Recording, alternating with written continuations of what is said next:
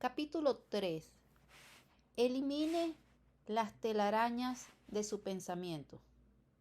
Usted es aquello que piensa, pero ¿qué piensa usted? ¿Hasta qué extremo son ordenados sus procesos mentales? ¿Hasta qué extremo son directos sus pensamientos? ¿Y hasta qué extremo están limpios? Hay ciertas telarañas mentales que confunden los pensamientos de casi todo el mundo, incluso los de las mentes más brillantes. Negativo, sentimientos, emociones, pasiones, hábitos, creencias y prejuicios. Nuestros pensamientos se enredan en estas telarañas. A veces tenemos unos hábitos indeseables y queremos corregirlos. Y a veces sentimos una fuerte tentación de obrar el mal. Y después, como un insecto atrapado en la tela de una araña, luchamos por librarnos de ella. Nuestra voluntad consciente se halla en conflicto con nuestra imaginación y con la voluntad de nuestro subconsciente. Cuanto más luchamos, tanto más atrapados nos sentimos. Algunas personas se dan por vencidas y experimentan los conflictos mentales de un infierno viviente. Otras aprenden a extraer y a utilizar las facultades del subconsciente a través de la mente consciente y lo consiguen. La actitud mental positiva, un camino hacia el éxito, le enseña a extraer y utilizar esas facultades. Es posible que un insecto no pueda evitar quedar atrapado en la telaraña y, una vez atrapado, no puede escapar. Hay una cosa, sin embargo, sobre la que cada persona ejerce un absoluto control: su actitud mental. Podemos evitar las telarañas mentales, podemos eliminarlas, podemos barrerlas en cuanto empiecen a desarrollarse. Y una vez atrapados, podemos librarnos y podemos seguir siendo libres. Ello se consigue pensando con exactitud y con una actitud mental positiva. La exactitud de pensamiento es uno de los 17 principios del éxito revelados en la actitud mental positiva, un camino hacia el éxito. Para pensar con exactitud, ¿qué hay que razonar? La ciencia del razonamiento o de la exactitud de pensamiento se denomina lógica. Esta se puede adquirir a través de libros específicamente dedicados a este tema. Por ejemplo, El arte de la claridad de pensamiento, de Rudolf Firch. Su oyente más entusiasta, de Wendell Johnson, Introducción a la lógica, de Irving Copy. Y El arte del pensamiento directo, de Edwin Levy Clark. Estos libros pueden constituir una extraordinaria ayuda desde el punto de vista práctico. Pero no actuamos solo por medio de la razón. Y la acción basada en el sentido común es el resultado de algo más que la mera razón. Depende de los hábitos de pensamiento y acción, de las intuiciones, de las experiencias y de otras influencias, tales como las tendencias y el ambiente. Una de las telarañas de nuestra mente consiste en suponer que actuamos solo movidos por la razón, cuando lo cierto es que todo acto consciente es el resultado de hacer a aquello que queremos hacer. Adoptamos decisiones cuando razonamos. Mostramos tendencia a llegar a conclusiones favorables a los profundos impulsos internos de nuestro subconsciente. Y esta tendencia se da en todo el mundo, incluso en los grandes pensadores y filósofos. En el año 31 a.C., un filósofo griego que vivía en una ciudad del mar Egeo quiso ir a Cartago. Era maestro de lógica. Por consiguiente, analizó las razones favorables para emprender el viaje y las razones en contra. Por cada razón favorable, había muchas más razones que desaconsejaban el viaje. Como es natural, se marearía. El barco era tan pequeño que una tormenta tal vez pusiera en peligro su vida. Los piratas a bordo de rápidos veleros estaban al océano en aguas de Trípoli, dispuestos a saquear los barcos mercantes. En caso de que el barco fuera apresado, los piratas le deportarían de sus bienes y a él le venderían como esclavo. La discreción le aconsejaba que no emprendiera el viaje. Pero lo emprendió. ¿Por qué? Porque quería hacerlo. De hecho, la emoción y la razón tendrían que estar equilibradas en la vida de todo el mundo. Ninguna de las dos debiera prevalecer.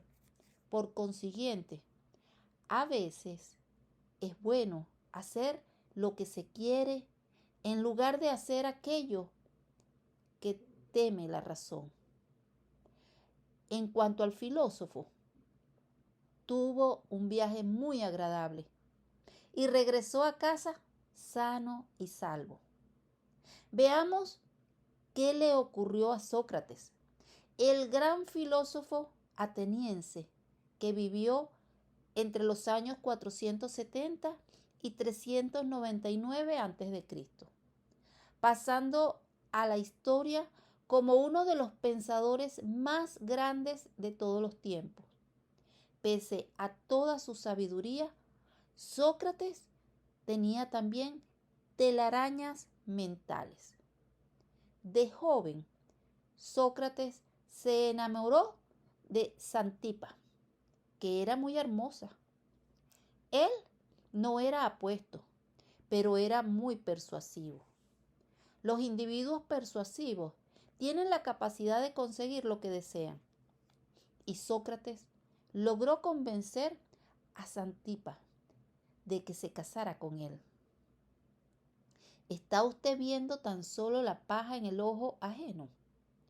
Finalizada la luna de miel, las cosas empezaron a ir mal en casa. Su mujer empezó a verle defectos y él a verlos de ella. Él actuaba movido por su egoísmo.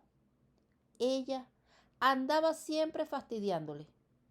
Y Sócrates afirmó, según se dice, mi objetivo en la vida era llevarme bien con la gente. Elegí a Xantipa porque sabía que si pudiera llevarme bien con ella, podría llevarme bien con todo el mundo. Eso es lo que decía. Pero sus acciones desmentían sus palabras. Cabe dudar de que se llevara bien con algo más que unas pocas personas. Cuando se anda siempre tratando de demostrarle a las personas que están equivocadas, se las repele en lugar de atraerlas, tal como le ocurría a Sócrates. Sin embargo, él decía que soportaba la molestia de Xantipa como una forma de autodisciplina personal. Lo cierto es que hubiera conseguido desarrollar una auténtica autodisciplina si hubiera intentado comprender a su esposa e influir en ella mediante las mismas atenciones y expresiones de cariño que había utilizado para convencerla de que se casara con él. No veía la viga de su propio ojo y en cambio veía la paja en el ojo de Santipa. Como es natural, Santipa tampoco estaba libre de culpa. Sócrates y ella eran como tontos matrimonios de hoy en día. Después de la boda, dejan de comunicarse sus verdaderos sentimientos de afecto, comprensión y amor. Se olvidan de utilizar los mismos modales agradables y las mismas actitudes mentales que hicieron de su noviazgo una feliz experiencia. Y el olvido es también una telaraña. Pero Sócrates no leyó la actitud mental positiva, un camino hacia el éxito. Y Santipa tampoco. De haberlo hecho, ésta hubiera sabido estimular a su marido para que su vida hogareña fuera más feliz y hubiera visto la viga en su propio ojo, en lugar de ver la paja en el de Sócrates. Hubiera controlado sus propias reacciones y se hubiera mostrado sensible a las necesidades de su esposo. Es posible incluso que hubiera podido demostrarle la falacia de su lógica tras la lectura del capítulo 5, titulado "Y algo más".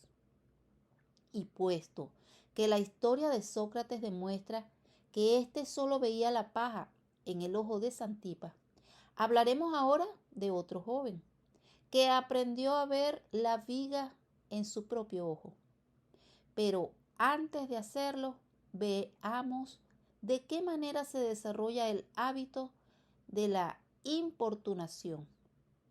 Cuando se conoce la causa de un problema, es frecuente que éste se pueda evitar o, en caso de que el problema ya exista, se puede hallar una solución. Hayawaka escribió en la obra El lenguaje en el pensamiento y en la acción: para curar lo que ella cree que son los defectos de su marido, es posible que una esposa le importune. Los defectos del marido se agravan y ella sigue importunándole. Como es natural, los defectos se agravan ulteriormente y ella le importuna todavía más. Dominada por una reacción fija al problema de los defectos de su marido, la esposa solo sabe abordarlo de una manera. Y cuanto más insiste, tanto más se deteriora la situación, hasta que ambos acaban con los nervios destrozados. El matrimonio se destruye y sus vidas se hacen pedazos. Pero bueno, ¿qué ocurrió con el joven? Era la primera noche de un curso de la AMP, la ciencia del éxito, cuando el joven se le preguntó: ¿por qué quiere seguir este curso? Por mi mujer, contestó él. Muchos de los alumnos se rieron, pero no así el instructor. Este sabía por experiencia que hay muchos hogares desdichados porque el marido o la esposa ve los defectos del otro, pero no los suyos propios. Devolvió la felicidad a su hogar. 4 semanas más tarde, en el transcurso de una reunión en privado, el instructor le preguntó al alumno: ¿cómo anda su problema? Está resuelto. Estupendo, pero ¿cómo lo ha conseguido? He aprendido lo siguiente: cuando me enfrento con un problema que implica malentendidos con otras personas, tengo que empezar primero por mí mismo. Al examinar mi propia actitud mental, descubrí que era negativa. Resultó que el problema no estribaba en mi mujer, sino en mí mismo. Al resolver mi problema, descubrí que ya no tenía ninguno con ella. ¿Qué hubiera ocurrido si Sócrates se hubiera hecho la siguiente reflexión? Cuando me enfrento con un problema que implica un malentendido con Xantipa, tengo que empezar primero por mí mismo. ¿Y qué ocurriría si usted se dijera, cuando me enfrento con un problema que implica un malentendido con otra persona, tengo que empezar primero por mí mismo? ¿Sería su vida más feliz? No obstante, hay otras muchas telarañas que obstaculizan la felicidad. Y lo más curioso es que el mayor obstáculo está constituido por el propio instrumento de nuestro pensamiento, las palabras. Las palabras son símbolos, tal como lo dice S.I. Hayakawa en su libro. Descubrirá usted que un símbolo de una palabra puede significar la suma total de una combinación de innumerables ideas, conceptos y experiencias. Comprobará también, a medida que vaya leyendo La actitud mental positiva, un camino hacia el éxito, que el subconsciente se comunica inmediatamente con la conciencia mediante símbolos. Por medio de una palabra puede usted inducir a otros a actuar. Cuando usted le dice a otra persona, puede hacerlo, ello constituye una sugestión. Cuando usted se dice a sí mismo, puedo hacerlo, se está usted estimulando por medio de la autosugestión. En el capítulo siguiente nos referiremos a estas verdades universales. Digamos primero que se ha desarrollado toda una nueva ciencia en torno a los importantes descubrimientos realizados sobre las palabras y la comunicación de ideas. A través de las palabras, la ciencia de la semántica. Hayakawa es un experto en este campo y nos dice que el hecho de averiguar lo que significa realmente una palabra en boca de otra persona o incluso en la de nosotros mismos es de esencial importancia en el proceso de la exactitud mental. Pero, ¿cómo se puede conseguir tal cosa? Limítese a ser concreto. Empiece por una coincidencia de las mentes o de significados y se evitarán con ello muchos malentendidos innecesarios. Una palabra puede provocar una discusión. El tío de un niño de 9 años se encontraba de visita en casa de los padres de este. Una noche, cuando el padre regresó a casa, tuvo lugar el siguiente diálogo. ¿Qué piensas de un niño que dice mentiras? No le tengo en muy buen concepto, pero sé una cosa con toda certeza. Mi hijo dice la verdad. Pues hoy ha dicho una mentira. Hijo, ¿le has dicho una mentira a tu tío? No, papá. Vamos a aclarar esta cuestión. Tu tío dice que le has mentido. Tú dices que no. ¿Qué ha ocurrido exactamente?, preguntó el padre, dirigiéndose al tío.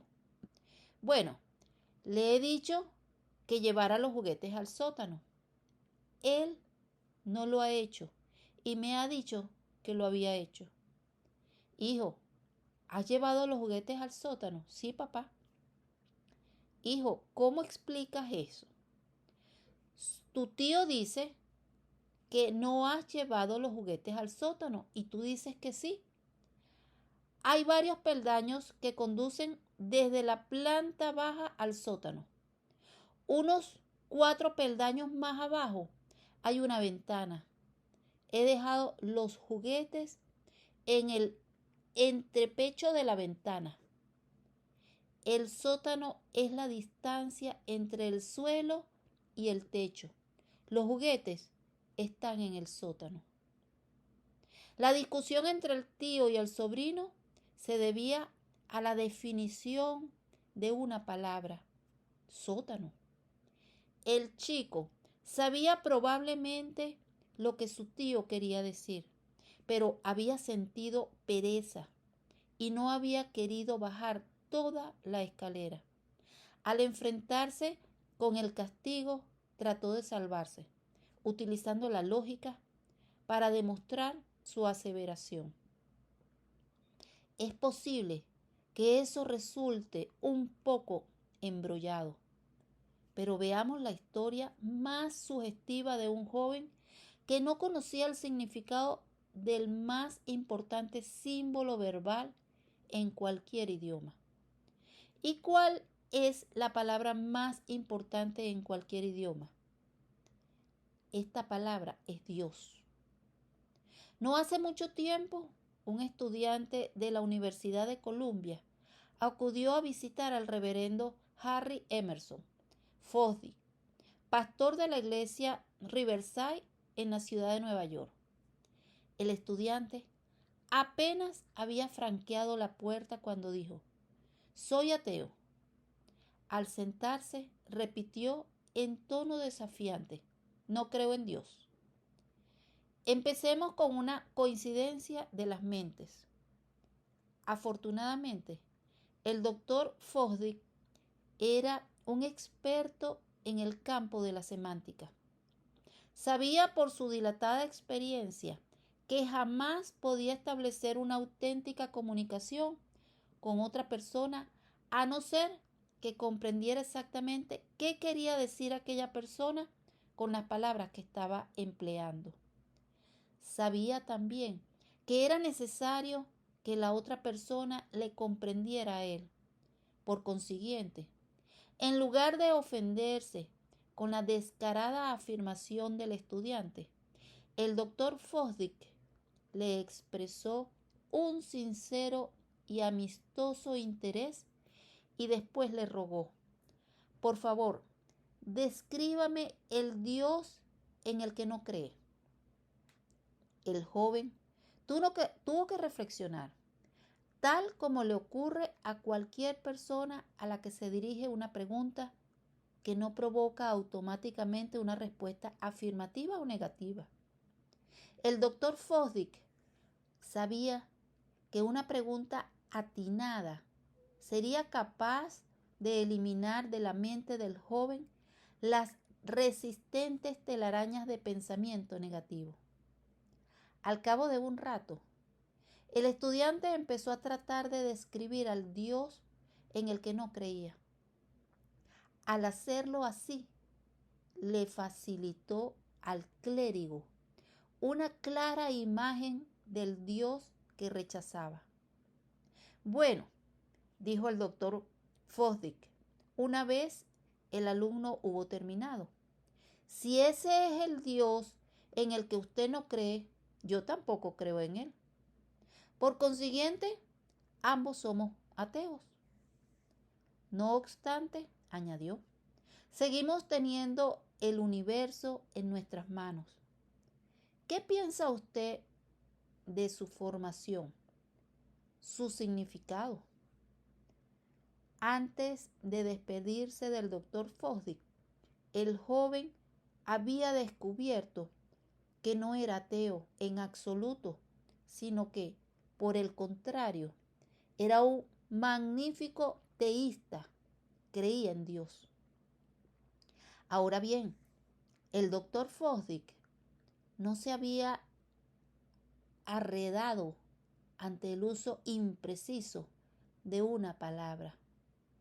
En este caso, contribuyó a eliminar las telarañas mentales del joven, haciéndole preguntas. Una respuesta clara y sencilla a la pregunta relativa a aquello en lo que el joven no creía fue suficiente para que se produjera una coincidencia de sus mentes. La segunda pregunta encauzó los pensamientos del joven hacia los canales adecuados y dio al doctor Fosdick la oportunidad de explicar lo que él entendía por Dios universal. Las ancas de rana le enseñaron la lógica. Tal como hemos visto, el estudiante llegó a dos conclusiones enteramente distintas. Cada una de ellas se basaba en una premisa distinta. Las telarañas impiden la exactitud de pensamiento e inducen a llegar a una conclusión errónea cuando se parte de una premisa falsa. Clement Stone tuvo a este respecto una divertida experiencia que describe de la manera siguiente. En mi infancia me gustaba comer ancas de rana. Un día, en un restaurante, me sirvieron unas ancas de rana enormes y no me gustaron. Inmediatamente llegué a la conclusión de que no me gustaban las ancas de rana de gran tamaño. Algunos años más tarde, acudí a un lujoso restaurante de Louisville, en Kentucky, y vi que en el menú figuraban ancas de rana. Mantuve con el camarero la siguiente conversación. ¿Son pequeñas estas ancas de rana? Sí, señor. ¿Estás seguro? Las grandes no me gustan. Sí, señor. Sí, son pequeñas. Las tomaré. Sí, señor. Cuando regresó el camarero con el plato, vi que eran unas ancas de rana muy grandes. Me irrité y dije, estas ancas de rana no son pequeñas. Son las más pequeñas que hemos podido encontrar, señor, me contestó el camarero. Para no desairarle, me comí las ancas de rana y me gustaron tanto que pensé que ojalá hubieran sido más grandes. Aprendí una lección de lógica. Al analizar la cuestión, comprendí que mis conclusiones sobre las ancas de rana, grandes o pequeñas, se habían basado en una premisa equivocada. No era el tamaño de las ancas de rana lo que las hacía desagradables. Lo que ocurría era que las enormes ancas de rana que había comido la primera vez no eran frescas. Y yo había asociado mi desagrado hacia las ancas de rana grandes con el tamaño y no ya con su mal estado. Vemos, por tanto, que las telarañas mentales impiden una exactitud de pensamiento cuando partimos de una premisa equivocada. Y de este modo, muchas personas no piensan con exactitud cuando permiten que ciertos símbolos verbales de carácter general confundan su mente con premisas equivocadas. Palabras o expresiones tales como siempre, solo, nunca, nada, todos, todo el mundo, nadie, no se puede, imposible, o esto o aquello, son muy a menudo premisas equivocadas. Por consiguiente, cuando se las utiliza de esta manera, son conclusiones lógicas, son falsas. La necesidad, junto con una actitud mental positiva, puede estimularle a alcanzar el éxito. Existe una palabra que, si se utiliza con una actitud mental positiva, puede inducir a una persona a alcanzar un honroso logro. Si se utiliza con una actitud mental negativa, se convierte en causante de mentiras, engaños y falsedades. La palabra es necesidad. La necesidad es la madre del ingenio y el padre del crimen. Unas normas inviolables de integridad son fundamentales para alcanzar cualquier logro que merezca la pena y forman parte inherente de una actitud mental positiva. A lo largo de este libro leerá usted muchas historias de éxito cuyos protagonistas se vieron impulsados por la necesidad. Y en todos los casos observará que tales personas alcanzaron el éxito sin transgredir ninguna norma inviolable de integridad. Lee Braxton es uno de estos hombres. Lee Braxton, de Whiteville, Carolina del Norte, era hijo de un modesto herrero que apenas ganaba para vivir. Era el 10º hijo de una familia de 12. Se puede decir, por tanto, señala el señor Braxton, que me familiaricé con la pobreza en una época muy temprana de mi vida. Gracias a mi esfuerzo, conseguí superar el 6º año de estudio. Hice de limpiabotas, fui mozo de una tienda de comestibles, vendí periódicos, trabajé en una fábrica de géneros de punto, mi lavacoches y el ayudante de mecánico. Al convertirse en mecánico, Lee pensó que había logrado su máxima aspiración. Tal vez aún no se hubiera producido en él un descontento inspirador. A su debido tiempo contrajo matrimonio y junto con su esposa siguió viviendo en medio de la escasez. Estaba acostumbrado a la pobreza y ahora le pareció que le sería imposible romper los lazos que le mantenían atado, aunque le pegaba muy mal y apenas podía mantener a su familia. Los Braxton ya no estaban pasando muy mal en su intento de seguir tirando cuando, para completar la sensación de derrota, él perdió el empleo. Estuvo a punto de perder la casa al no poder hacer frente a la hipoteca. La situación parecía desesperada. Pero Lee era un hombre de carácter. Era también un hombre religioso y creía que Dios es siempre un Dios bueno. Por consiguiente, rezó, pidiendo su guía e inspiración. Como en respuesta a su plegaria, un amigo le proporcionó el libro Piense y hágase rico. Este amigo había perdido su empleo y su casa durante los días de la depresión y se había sentido estimulado a recuperar su fortuna tras haber leído Piense y hágase rico. Ahora Lee estaba preparado. Leyó el libro una y otra vez. Estaba buscando el éxito económico y se dijo a sí mismo: me parece que hay algo que tengo que hacer. He de añadir algo. Ningún libro lo hará por mí. Lo primero que debo hacer es desarrollar una actitud mental positiva en relación con mis actitudes y mis oportunidades. Tengo que elegir sin falta un objetivo concreto y cuando lo haga, he de apuntar más alto de lo que jamás haya hecho en el pasado. Pero tengo que poner manos a la obra.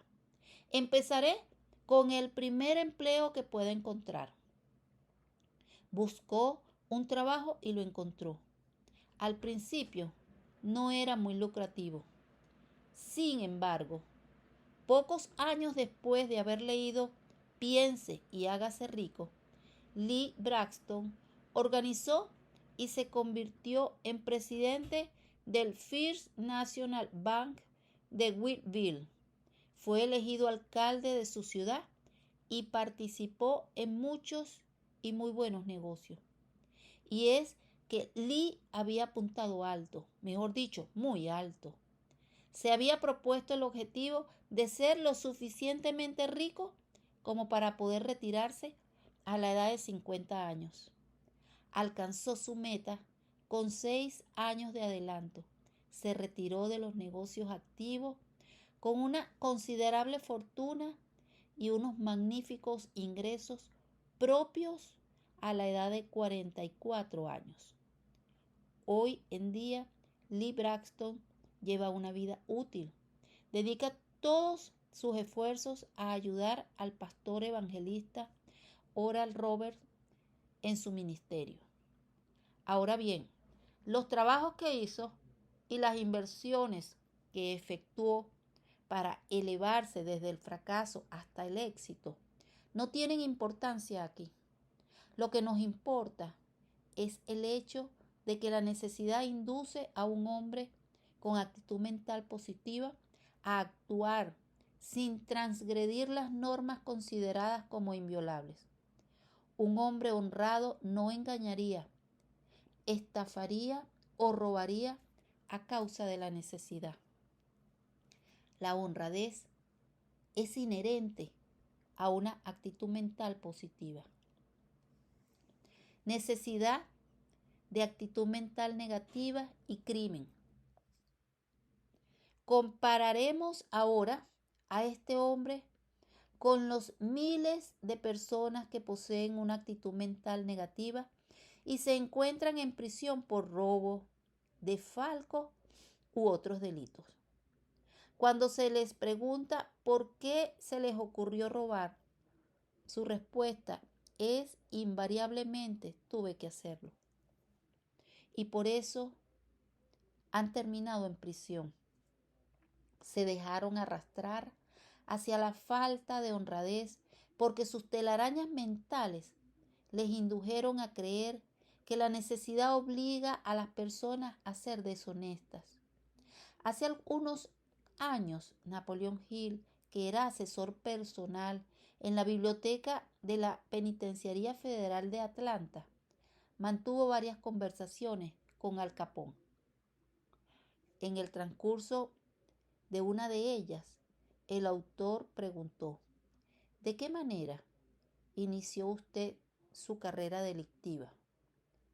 Capone le contestó con una sola palabra: necesidad. Después de las lágrimas asomaron a sus ojos y se le hizo un nudo en la garganta.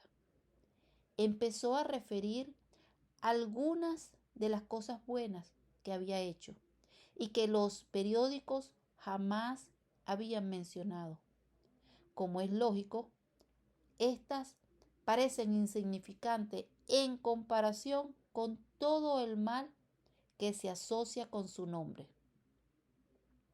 Aquel desdichado echó a perder su vida, destruyó su paz de espíritu, debilitó su cuerpo con una enfermedad mortal y sembró el pánico y el desastre en su camino. Todo porque jamás aprendió a eliminar sus telarañas mentales en relación con la necesidad. Y Capone habló de sus buenas obras, dando a entender que con ellas había compensado en cierto modo el mal que había hecho y revelando claramente con ello otra telaraña que le impedía pensar con exactitud. Aunque un hombre pueda neutralizar el mal que ha hecho mediante el verdadero arrepentimiento, seguido de una vida de buenas obras, Capone no era un hombre de esta clase. Pero hubo un hombre que sí lo era. Se trataba de un adolescente difícil y sin embargo, su madre jamás perdió la esperanza, aunque sus muchas plegarias por él parecieron no obtener respuesta, y jamás perdió la fe a pesar de las escapadas o fechorías de su hijo. Era un adolescente difícil. Este joven se convirtió en un adolescente difícil instruido, intelectual, apasionado y sensual. Se enorgullecía de ser el primero, incluso en el mal. Se dice que desobedecía a sus padres y maestros, que mentía y engañaba, que cometía pequeñas fechorías, hacía trampa en el juego y se entregaba a toda clase de excesos alcohólicos y sexuales. Y sin embargo, gracias a las constantes y reiteradas súplicas de su madre para que se enmendara, trató de hallarse a sí mismo antes de haber alcanzado el punto más bajo de su vida moral. A veces se llenaba de vergüenza al pensar que hombres con menos instrucción que él eran capaces de resistir las tentaciones que él era incapaz de resistir. Y puesto que era un hombre instruido y estaba buscando, empezó a estudiar la Biblia y otros libros de inspiración de su época. Aún así, perdió muchas batallas contra sí mismo y un día ganó la batalla que le permitió alzarse contra la victoria. Es lo que suele ocurrir cuando una persona lo sigue intentando. Durante un periodo de remordimiento en el que se sentía abrumado por los sentimientos de autocondena, oyó por casualidad una conversación en la que una voz decía: toma y lee. Tomó el primer libro que tenía a mano, lo abrió y leyó: andemos honestamente como de día, no en orgías ni en borracheras, no en casas de prostitución ni desenfrenos, no en disputas ni envidia. Al contrario, vestíos del Señor Jesucristo y no os cuidéis de la carne para satisfacer sus pasiones. Ocurre a menudo. Cuando una persona sufre una grave derrota en una lucha consigo misma, es posible que en aquel momento esté preparada. Su remordimiento puede ser tan emocional y sincero que tal vez le induzca a emprender una acción inmediata y a través de la perseverancia le permita cambiar y seguir el camino que le conduzca a una victoria total. Ahora, aquel joven estaba preparado y una vez adoptada una decisión irrevocable, alcanzó la paz del espíritu. Creía que la potencia divina le ayudaría a superar los pecados contra los que antes había luchado en vano y adquirió una profunda espiritualidad. Los resultados de su vida futura lo demostraron. El joven se entregó a Dios y al servicio de sus hermanos. Por lo que fue y por lo que llegó a ser, es considerado capaz de ejercer una poderosa influencia en la tarea de dar esperanza, incluso a los desesperados. Se llamaba Agustín y fue declarado santo. Es bien sabido que la fuerza de la Biblia ha sido útil para cambiar las actitudes negativas en positivas, incluso de los más negligentes seres humanos. Y gracias a la eficacia especial de esta palabra escrita, estos se sintieron inspirados a eliminar las telarañas de su mente. Fueron limpios en sus pensamientos y en sus costumbres. Muchos, como San Agustín, se han sentido impulsados a arrepentirse profundamente y como él ha experimentado el deseo de dedicar sus vidas al servicio de Dios y de la humanidad. Y muchos grandes evangelistas han surgido de entre ellos. Ahora bien, hay muchas personas de profunda fe religiosa que también leen la Biblia, pero nos dicen: no traten de obstaculizar la obra de Dios cuando les recomendamos otros libros de inspiración. Las telarañas mentales les impiden tratar de extraer el bien donde quiera que se encuentre. No se trata de obstaculizar la labor de Dios. Estas buenas gentes temen que sea sacrilego atreverse a explorar los poderes de la mente que Dios le ha dado. La capacidad de elegir, planificar y controlar su futuro. Muchos libros de inspiración se proponen estimular al lector a dirigir sus pensamientos, controlar sus emociones y ordenar su destino. Y a menudo le ayudan a comprender las verdades de la Biblia. Ello es cierto, por ejemplo, en el caso del gran éxito editorial El poder del pensamiento tenaz. Ediciones Grijalbo, Barcelona, 20 edición, 1981. En su libro, Norman Vincent Peale se esfuerza por inducir al lector a mejorar su personalidad. Para ello, cita directamente la Biblia en la que creen estas personas. He aquí algunas de las citas que utiliza el Dr. Peale y que sería conveniente aprender de memoria. Tal como piensa en su corazón, así es el hombre. Ya ha visto usted varias telarañas mentales que le hemos descrito. Algunas de ellas son: 1. Negativas. A. Sentimientos. B. Emociones. Y C. Pasiones. D. Hábitos. E. Creencias. Y F. Prejuicios. 2. Ver tan solo la paja en el ojo ajeno. 3. Discusiones y malentendidos provocados por dificultades semánticas. 4. Falsas conclusiones debidas a falsas premisas. 5. Palabras o expresiones generales o bien restrictivas, así como premisas básicas o bien secundarias. 6. La idea según la cual la necesidad conduce a la falta de honradez. 7. Pensamientos o hábitos deshonestos. 8. El temor de que sea sacrílego utilizar los poderes de la mente.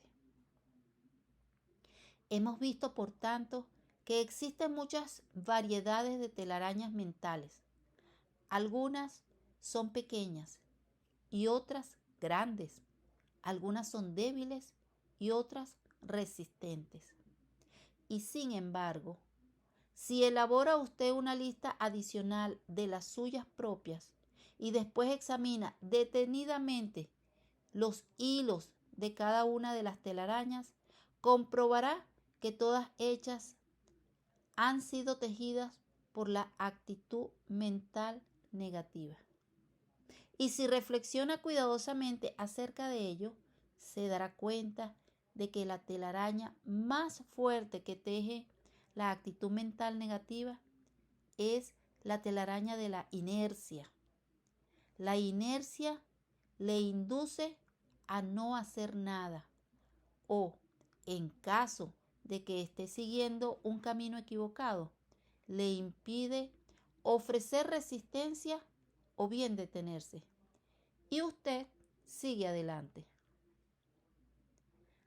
La ignorancia es el resultado de la inercia.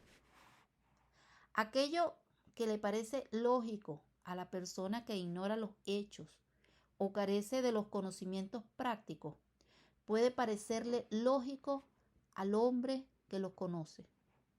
Cuando adopta usted decisiones porque se niega a mantener una mentalidad abierta y aprender la verdad, ello se debe a la ignorancia.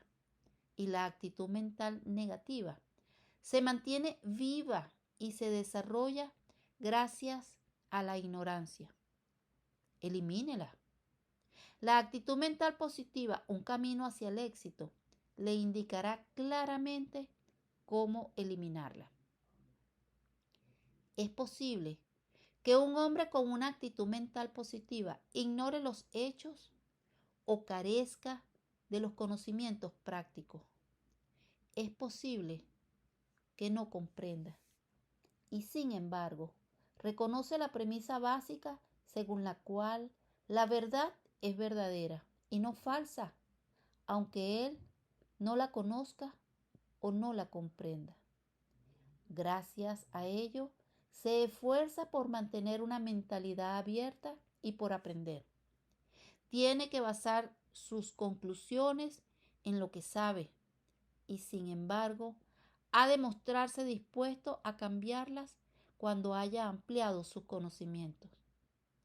¿Se atreverá usted a eliminar las telarañas de sus pensamientos? Si la respuesta es sí, déjese conducir por la guía número 3 mientras avanza hacia el capítulo 4. ¿Estará usted dispuesto a ver las cosas con mentalidad abierta? ¿Estará dispuesto a explorar los poderes de su mente? Y cuando lo haga, su exploración le conducirá a un gran descubrimiento. Pero solo usted podrá hacer este descubrimiento. Guía número 3. Ideas a seguir. 1. Usted es lo que piensa. Sus pensamientos se valoran según su actitud, sea positiva o negativa. Échese un vistazo. ¿Es usted 1. bueno, 2. malo, 3. sano, 4. psicosomáticamente enfermo, 5. rico, 6. pobre? En tal caso, ¿tiene usted buenos pensamientos? 2. ¿Sus pensamientos son malos? 3. ¿Sus pensamientos giran en torno a una buena salud? 4. ¿Sus pensamientos son la causa de ello? 5. ¿Sus pensamientos giran en torno a la riqueza? 6. ¿Sus pensamientos están centrados en la pobreza? 2. Negativo.